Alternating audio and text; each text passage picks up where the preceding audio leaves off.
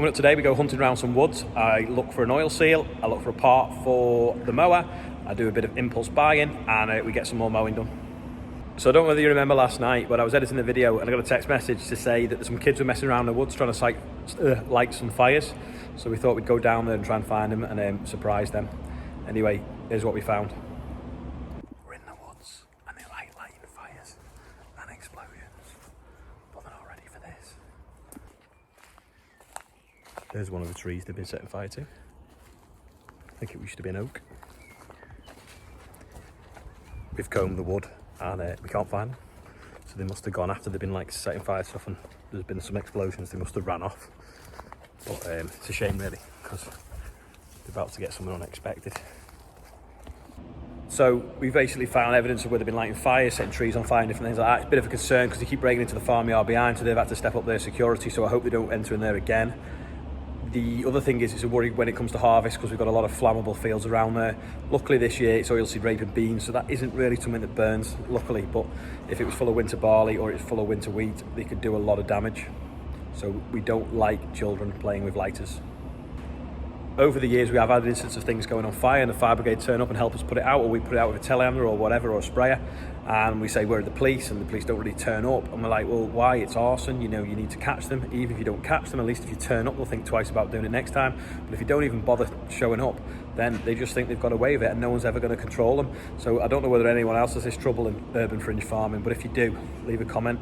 I just think if the police did turn up every once in a while and stopped a few kids, said, turn your pockets out, have you got a lighter, have you got matches or whatever, it might make them think twice about going around with you know, matches and lighters and things like that, and also make it go around on the grapevine that, hold on a second, you know, we've nearly been done for arson. So I think the police really should start doing a little bit more of this. Adam's just filling the sprayer up now. He's going to go and finish some of the wheat off before the sun gets too bright and can scorch it. Whereas we're looking for the parts book for the chipper because there's something leaking inside that oil seal. We can't work out how to take it apart and we can't find a parts diagram for it, so we don't know how it comes apart. Strip the hydraulic motor apart on the chipper feed wheel and you'll see, but that seal is worn out, so there's hardly any rubber left on the inside of it, and that's why it's been leaking oil on the side that sits at the bottom. So it's covered, it's done like 8,000 hours with the bearing rubbing on it, and it's leaking oil internally. So I'll change that, put it back together, and hopefully we don't have to strip the whole gearbox down then. Got a new seal, but it's 2 mil thicker and I'm not sure if it'll fit in the gap, so I might just try another place, see if I can get the right one, because they can't get me one till tomorrow morning here. If not, I'll just try and make that one do. Quick morning sunflower update. I've flipped the camera out so you can see the sun's now over there. Yesterday it was over there and they're all pointing that way. So if you look at them, they're all kinked over. See, just all pointing towards the sun, whereas last night they were all pointing that way.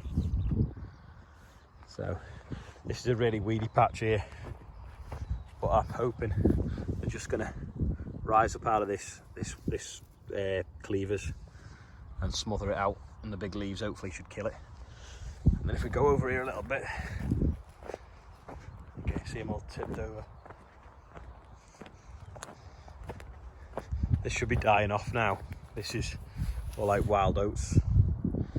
Anyway, it's all twisted up now and dying away nicely. And then it'll make room then for these to grow out, get some more light.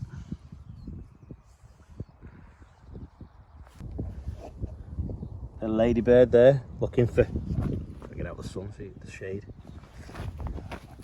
Ladybird there looking for an aphid to eat. Anyway, that's the field there. It's a bit thin in places, but hopefully it'll do. There's a second field now. A bit bare at the moment. They're still coming up. Again, ladybird there. They just tipped right over. Quick roundabout update. 0 happening there today. Quick update on the potatoes. Just coming up nicely now in the rows. These are the early ones though, I think. Over here, these look a little bit behind, but they weren't new seed. You can see there's not as many in the rows as there is in this kind here. This is where we sown the sweet corn last week, and the sunflowers. No sign of anything at all yet, still quite dry. Look, just dust. But hopefully they'll come up soon.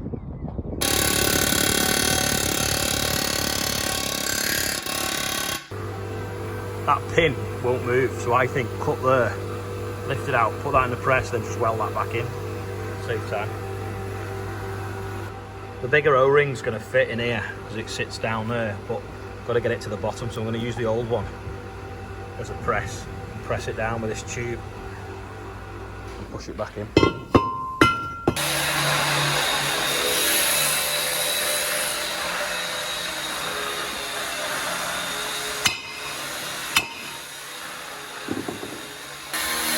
Got the new O-ring in now by hammering it in with the old O-ring and that tube, but now I can't get the old one back out now. I have to pull it out with a screwdriver. It don't matter if it damages it now because the new one's in place. Just show you the internals of this hydraulic pump. So as the oil goes round, that spins against them rollers and just squeezes it from a big bit to a little bit, and obviously creates pressure. Or obviously, sorry, it's a motor, so oil comes in through there and it escapes and pushes it round. It's elliptical, if you look. So this snapped yesterday. It's like totally twisted out of shape.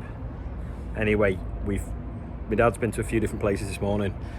No one's got one in stock, but I've rung up Pews who we get the Merlots off. They've managed to cross-reference it and we can get it from Coma rather than Waltershire. And it's 60 quid instead of 380 quid. And they've got one in with Waltershire. It was a 3-week lead time, so I'm gonna probably just shoot up there now and get one. Just at Pews, and they've got a new Merlot in, so we'll go and have a look, see what it looks like. Actually doesn't look any different to ours. There's someone that told me that they've got a new joystick in, which is sensory touch, so you don't have the red trigger on the back. Anyway, that seems to have the same one on. And a couple of Fendt, used Fendt in, and forage wagons. Nothing exciting though, to be fair. Project Merlot, if anyone's looking for one. 26.6 on the 51 plate. Similar to the one we did up. In a similar kind of state of repair.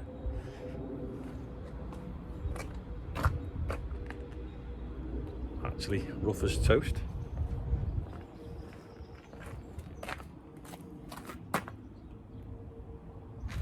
Yep, definitely needs a project. I shouldn't have come here because there's basically an ex-demonstration mower here. It's really cheap. And now I'm thinking, do I just not bother? Because every time we go mowing, we always have a breakdown, and then it makes it hard work making hay because we always miss the first couple of days of nice weather. The mower we've got is quite old and it's hard to get parts for. That's there ready to go, and I'm like, There's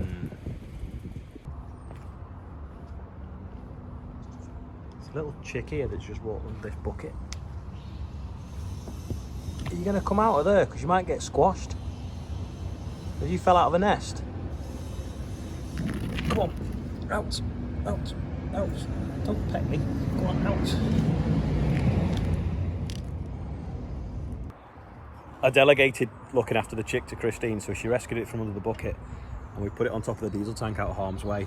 But I think it's died. I don't know why, because the cat's not attacked it and it was out of the way. I don't know whether its mum couldn't feed it or whatever, but we couldn't leave it in the middle of the yard. And before it was up there and it just had its little wings over its head, but it's keeled over now. Quick duckling update. So there was, I think there was 11 the other day, down to 5 now. So I don't know whether the foxes had them, or there's a moorhen mooches about. I don't know whether that's eating it, but my mum reckons it isn't the moorhen. But according to Google, moorhens can be aggressive towards ducks. So does anyone know of any experience of moorhens eating ducks? Adam's been welding that. Spark went in the bin, set something on fire in the bin, dragged it outside, flicked it out, put it out with water. I'm going to leave the bin outside, make sure there's nothing else on fire in it. It's where we hacked out, cut that off, pressed the pin out the end of the ram in the vise. That ram there. With the press. Now it's welded back in. Pin in there, that's the pin off the other side. James is making another pin now to fit in. So both sides have got pins in again. That's all back together now, new ceiling behind that. And the pumps in the vise there, motor, sorry, slide that back on. And then we start putting it back together. We wondered what these pipes are for yesterday, but basically one's the drain plug and one's the filler. And you can pull them out and fill them. But Andy's got this little thing, it's like a syringe, so we just injected 2.4 litres of oil into it. So that's right now, because that's gear oil that side, then this side's hydraulic oil through the motor that's in there. Matchy matchy. Fendt mower, Fendt tractor.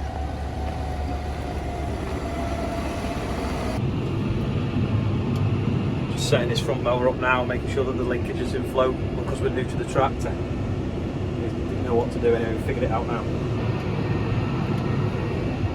There we go. It's a bit green. It's a bit windy. But it looks the part, it's doing the job.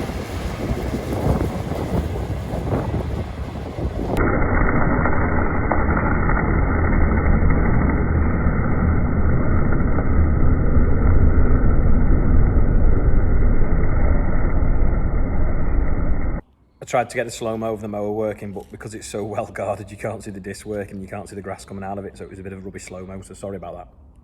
This was yesterday's quiz question. Basically, it is a pipe cutter. It's got a little blade in it and little rollers.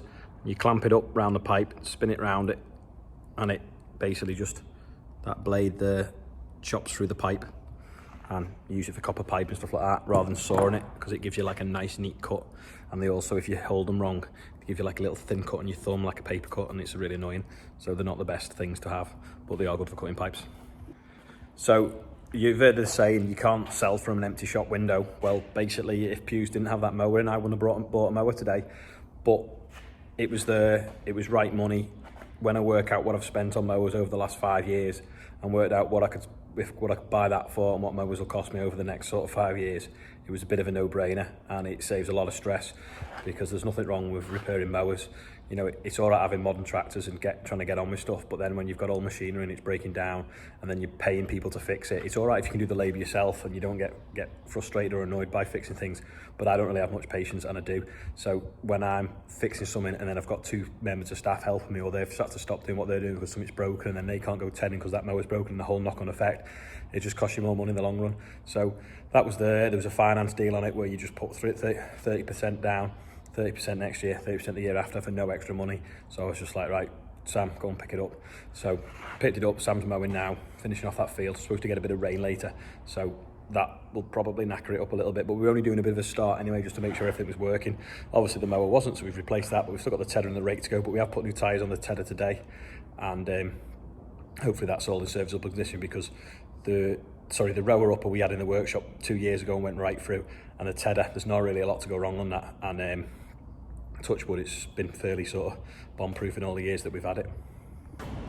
Just had some photographs sent to me by Bateman, where the Bateman's up to, so I'll put them on now so I can show you. Just a little bit of an update. Unfortunately now, it's not going to be ready for cereals. I was looking forward to going to cereals, seeing my new sprayer. Anyway, on the stand, there's going to be one identical, but it won't be mine, because mine won't be finished by then. So that's a bit of a shame, really. But here's some pictures, and they're going to keep you updated of the progress, and hopefully I'll get a chance to go down and visit Bateman in Devon between now and when it's finished, and we can see it getting made or getting finished or whatever. So there's some pictures of where it's up to at the moment. But thanks to everyone that's watching. So last month, sort of May, was the best month YouTube's ever done for me. It's not quite enough to pay for the Bateman every month at the moment. I reckon I need 20,000 subscribers for that to happen, but the subscribers are still growing, and it's definitely going to go towards it. So hopefully by the time the sprayer arrives, YouTube will be paying me enough to pay the finance on it after the trading, but we'll see how it goes. So thanks everyone that's watching. Anyone that's new, this started as a joke just over 12 months ago. It's carried on. It's now a form of diversification, if you will, doing a video every day what's going on the farm. So thanks again for watching, and if you're not subscribed, click subscribe.